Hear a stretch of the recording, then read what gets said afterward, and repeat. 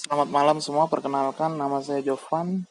Pada malam hari ini saya akan mempresentasikan tentang komunikasi dalam organisasi. Komunikasi dalam organisasi. Yang pertama, komunikasi adalah proses melalui fungsi-fungsi manajemen perencanaan, pengorganisasian, pengarahan, dan pengawasan dapat dicapai. Yang kedua, komunikasi adalah kegiatan di mana para manajer mencurahkan sebagian besar proporsi waktu mereka.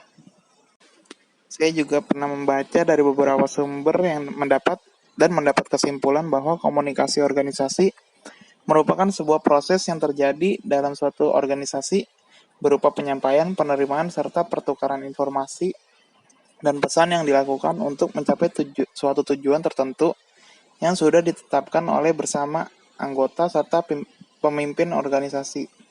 Proses penyampaian, penerimaan, maupun pertukaran informasi dan pesan dapat dilakukan secara formal maupun informal selama tujuan yang ditetapkan terwujud.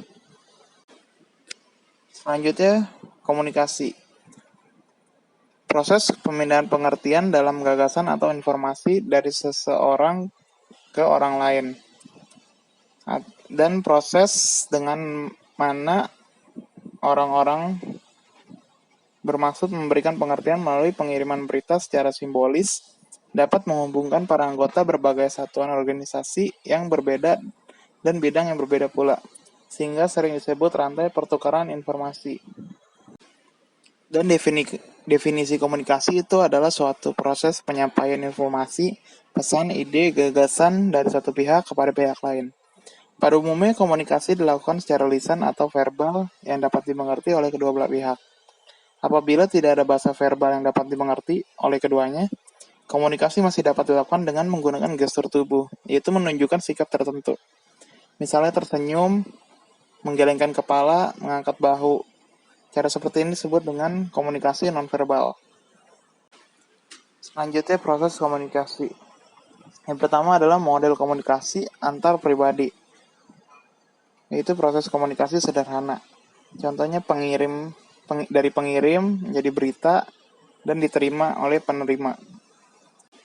Salah satu contohnya adalah gosip, seperti si A menceritakan apa yang sedang dialami oleh si C kepada si B. Yang kedua adalah proses komunikasi terperinci. Yang pertama adalah sumber yang dapat dipercaya. Kedua, pengiriman berita atau transmitting the message. Ketiga, penerimaan berita. Keempat, pengertian atau terjemahan kembali berita. Kelima, umpan balik atau feedback. Contohnya seperti menonton berita di TV atau di media sosial. Seperti pembawa berita mendapatkan informasi yang dapat dipercaya, misalnya dari seorang reporter atau jurnalis yang sedang meliput apa yang terjadi di suatu tempat, dan pembawa acara menerjemahkan kembali agar menjadi suatu berita yang dapat dipahami dan dapat dimengerti oleh semua masyarakat, kemudian menyebarkan berita yang sudah diterjemahkan melalui TV atau maupun media sosial. Selanjutnya adalah tipe-tipe saluran dasar komunikasi. Yang pertama adalah komunikasi vertikal, yaitu komunikasi ke bawah. Contohnya dari manajemen puncak mengalir ke karyawan bawah, untuk memberi pengarahan, informasi, instruksi, nasihat, dan penilaian kepada bawahan. Komunikasi ke atas, contohnya untuk informasi kepada tingkat manajemen atas tentang apa yang terjadi pada tingkat bawah. Kedua, komunikasi lateral. Komunikasi di antara para anggota dalam kelompok-kelompok yang sama. Komunikasi yang terjadi antara dan di antara departemen pada tingkatan yang sama. Yang ketiga adalah komunikasi diagonal. Merupakan komunikasi yang memotong secara menyilang diagonal rantai perintah organisasi. Next, peranan komunikasi.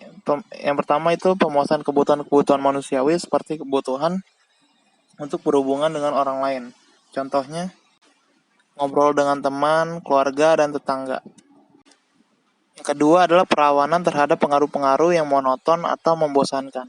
Contohnya adalah membicarakan berita yang sedang hangat seperti COVID-19 dengan masyarakat lainnya. Selanjutnya, hambatan-hambatan terhadap komunikasi efektif. Yang pertama, hambatan organisasional, yaitu tidak ada prosedur kerja ataupun rencana kerja yang jelas. tidak adanya penjelasan atau informasi yang jelas, kemampuan membaca yang kurang baik, media yang dipilih tidak tepat. Yang kedua, hambatan-hambatan antar pribadi. Hambatan yang berasal dari perbedaan individual manusia, perbedaan persepsi, perbedaan umur, perbedaan keadaan emosi, keterampilan mendengarkan, perbedaan status, pencairan informasi, penyaringan informasi. Selanjutnya, pedoman komunikasi yang efektif. Yang pertama yaitu cari kejelasan gagasan-gagasan terlebih dahulu sebelum dikomunikasikan. Kedua, teliti tujuan sebenarnya setiap komunikasi. Ketiga, pertimbangan keadaan pihak, fisik, dan manusia keseluruhan kapan saja komunikasi akan dilakukan. Keempat, konsultasikan dengan pihak-pihak lain bila perlu dalam perencanaan komunikasi. Kelima, perhatikan tekanan, nada, dan ekspresi lainnya sesuai dasar berita selama berkomunikasi. Keenam, ambil kesempatan bila timbul untuk mendapat segala sesuatu yang membantu atau umpan balik. Ketujuh, ikuti lebih lanjut komunikasi yang telah disediakan. 8. Perhatikan konsistensi komunikasi. 9. Tindakan atau perbuatan harus mendorong komunikasi. 10. Jadilah pendengar yang baik. Nah, kenapa kita harus mencari gagasan-gagasan yang jelas terlebih dahulu? Yaitu agar apa yang kita sampaikan dapat dipercaya dan dimengerti oleh lawan bicara.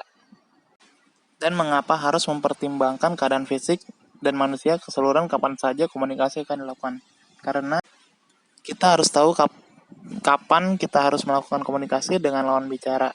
Jika dia sedang mengalami hari yang buruk, sebaiknya kita menunda pembicaraan yang dapat membuat dia lebih buruk atau bahkan menimbulkan emosi. Selanjutnya adalah pola komunikasi. Yang pertama, saluran komunikasi formal.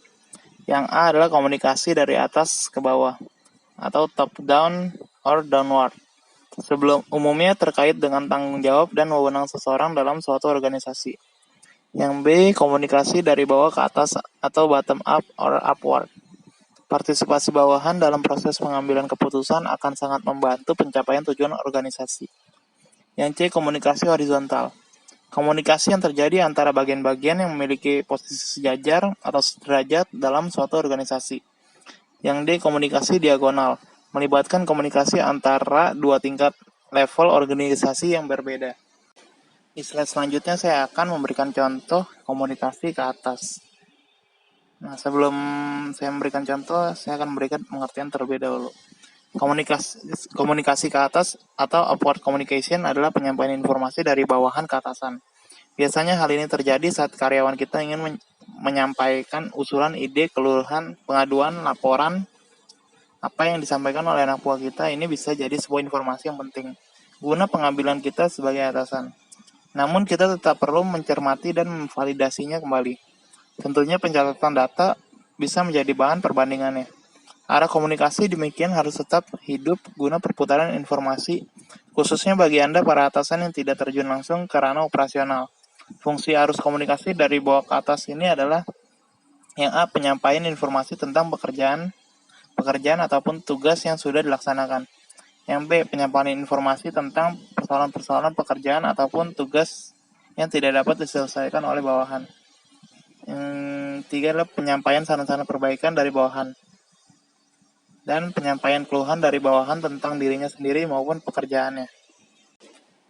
Contohnya adalah Coach Koko Setia Nugroho selaku pelatih kepala dari tim bola basket CLS Knight in Indonesia memberikan informasi tentang evaluasi kekalahan tim di 3 pertandingan terakhir CLS Knight kepada pemilik PT Cahaya Lestari atau CLS, itu Christopher Tanuwijaya agar untuk merekrut pemain baru guna memperkuat tim. Coach Koko menjelaskan bahwa kurangnya kontribusi dari pemain asing mereka yaitu Evan Brook kurang maksimal dan dianggap terlalu lamban, sehingga Coach Koko meminta untuk mengganti pemain tersebut dengan pemain baru yang lebih lincah sesuai kebutuhan tim. Selanjutnya adalah komunikasi dari atas ke bawah. Komunikasi ke bawah atau downward communication adalah penyampaian informasi dari atasan ke bawahan sesuai dengan struktural di organisasi. Penggunaan komunikasi ini sangat efektif untuk penyampaian instruksi, pengarahan, pengontrolan kepada anak buah. Komunikasi dapat tertulis maupun lisan yang dapat disesuaikan dengan konteks serta kontennya. Fungsi arus komunikasi dari atas ke bawah ini adalah yang A. Pemberian atau penyimpanan instruksi kerja atau job instruction. Yang B. Penjelasan dari pimpinan tentang mengapa suatu organisasi perlu untuk dilaksanakan atau job rationale. Yang C adalah penyampaian informasi mengenai peraturan-peraturan yang berlaku atau procedures and practice. Yang D, pemberian motivasi kepada karyawan untuk bekerja lebih baik. Nah, apa sih contoh downward communication? Di sini saya mengambil contoh Christopher Tanuwijaya selaku pimpinan PT Cahaya Lestari atau CLS memberikan perintah kepada Henry Linanda selaku manajer tim bola basket CLS Knights Indonesia untuk mencari pemain baru untuk memperkuat tim guna menjalani lanjutan kejuaraan ASEAN Basketball League atau ABL. Pasalnya di 3 pertandingan terakhir, secara beruntun CLS Knights Indonesia telah mengalami kekalahan atas Singapura, Slinger, Mono Vampire Thailand, serta Eastern Hong Kong. Dengan kekalahan tersebut, Christopher Tanuwijaya mengharapkan adanya pemain baru untuk memperkuat CLS Knights Indonesia untuk menjalani sisa pertandingan lanjutan dalam ABL agar dapat mencapai target yang diharapkan. Selanjutnya adalah komunikasi horizontal. Secara umum, komunikasi horizontal merupakan suatu proses komunikasi yang terjadi secara mendatar. Mendatar yang dimaksud dalam hal ini adalah proses komunikasi berjalan antara anggota organisasi atau kelompok yang memiliki jabatan atau strata sosial yang sejajar. Apabila dalam dunia organisasi, komunikasi horizontal ini terjadi antara anggota organisasi dan kelompok yang memiliki kedudukan atau jabatan yang sama. Sehingga bisa dikatakan dalam proses komunikasinya tidak berlangsung terlalu formal. Karena bahasa yang sering kali digunakan antara anggota yang memiliki kedudukan setara atau jabatan yang hampir sama ini lebih cenderung informal. Namun tetap dalam proses komunikasi horizontal ini proses komunikasi ditujukan untuk memberikan ataupun menerima informasi antar satu dengan lainnya dalam lingkup organisasi. Tidak hanya itu, dengan adanya proses komunikasi ini, antar anggota bisa memberikan dorongan atau dukungan untuk anggota lainnya dalam hal melakukan tugas dan kewajiban. Ciri-cirinya adalah yang pertama, proses komunikasi yang terjadi antara individu yang memiliki kedudukan atau jabatan yang sama dalam sebuah organisasi. Yang kedua, kondisi dan suasana yang terbangun dari proses komunikasi horizontal ini cenderung santai dan tidak formal. Ketiga, proses komunikasi bisa dilakukan dengan tatap muka secara langsung ataupun melalui perantara beberapa media komunikasi lainnya. Keempat, seringkali disebut dengan jenis komunikasi biasa seperti pada umumnya, karena tidak terlalu terikat dengan berbagai aturan dan ketentuan. Kelima, penggunaan bahasanya bebas sesuai dengan kesepakatan antar individu yang bersangkutan. Nah, contohnya apa aja sih? Di sini ada beberapa contoh dari komunikasi horizontal yang terjadi dalam sebuah organisasi. Yang pertama, proses komunikasi yang terjadi antar staf akuntan di sebuah perusahaan ternama. Yang kedua, komunikasi horizontal bisa terjadi antar sekretaris dengan pihak audit internal. Yang ketiga, komunikasi yang terbangun antar manajer dalam manajemen suatu perusahaan. Selanjutnya adalah komunikasi diagonal. Secara umum, komunikasi diagonal merupakan suatu proses komunikasi yang terjadi antara individu yang berbeda tingkatan, jabatan, dan kedudukan dalam suatu organisasi. Bersesuaian dengan namanya, komunikasi diagonal ini berlangsung secara menyilang, tidak terstruktur ke atas ataupun ke bawah. Seperti arah komunikasi organisasi kebanyakan, bisa dikatakan dalam komunikasi diagonal, ini akan ada beberapa pihak atau bagian organisasi yang terlewatkan. Hal itu karena fokus dari komunikasi ditujukan secara langsung pada target yang diperlukan, tanpa memerlukan peranan dari bagian lain yang memfasilitasi tersampainya sebuah informasi. Namun arah komunikasi yang satu ini tidak berlaku dalam sebuah organisasi atau kelompok dengan skala yang kecil, melainkan lebih sering berlaku dalam organisasi atau kelompok dengan skala yang besar. Karena keterkaitan antara bagian satu dengan bagian lainnya akan lebih kompleks adanya, sehingga tidak akan diherankan lagi apabila terdapat jenis arah komunikasi ini di dalamnya. Namun tetap dalam pelaksanaannya, arah komunikasi diagonal ini harus disesuaikan dengan aturan dan ketentuan yang ada dalam sebuah organisasi, sehingga tidak akan menyalahi aturan serta prosedur yang telah ditetapkan, dan penyampaian dari informasi pun akan bisa efektif dan efisien. Adapun kriteria komunikasi diagonal, yaitu ciri-ciri menggambarkan mengenai komunikasi diagonal. Yang pertama, komunikasi berlangsung secara menyilang dengan menghubungkan bagian penting dalam sebuah organisasi. Komunikasi terjadi pada bagian organisasi yang memiliki kewajiban, tugas, serta kepentingan yang berbeda antar satu pihak dengan pihak lainnya. Arah komunikasi diagonal ini hanya bisa berjalan dalam suatu organisasi yang memiliki lingkup besar dan cenderung lebih kompleks.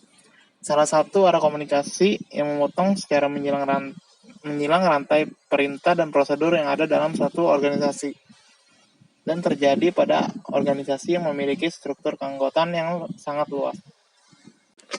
Kalau yang ini saya akan ambil contoh dari gambar di slide saja ya. Nah, misalnya manajer produk berbincang kepada bagian promosi. Nah, begitu juga manajer pemasaran yang berkomunikasi pada bagian pabrik. Manajer keuangan berkomunikasi dengan bagian penelitian. Atau yang lebih mudah itu seperti dosen kepada mahasiswa. Nah, di situ kan terlihat perbedaan tingkatan atau level. Kira-kira seperti itu loh contoh komunikasi diagonal. Selanjutnya adalah hambatan komunikasi formal.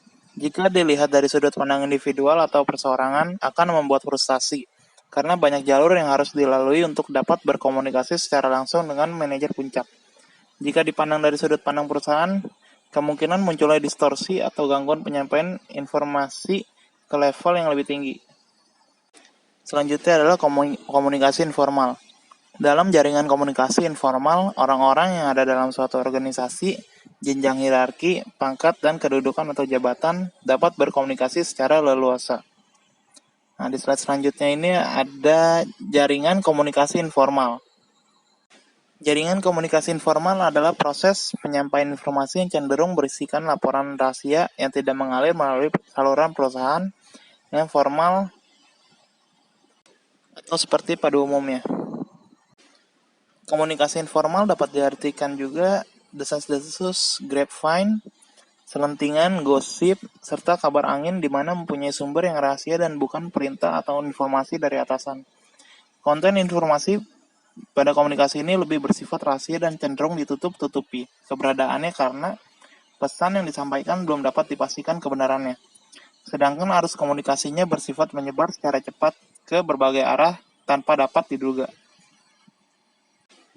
Nah, contohnya itu kalau dari slide ini ya, misalnya pada bagian promosi memberikan informasi atau isu tentang manajer produksi kepada manajer umum. Nah, bisa saja itu bersifatnya menjatuhkan. Saya rasa cukup pada presentasi yang saya berikan hari ini. Semoga dapat bermanfaat dan dipahami oleh semua orang. Dan saya ucapkan terima kasih.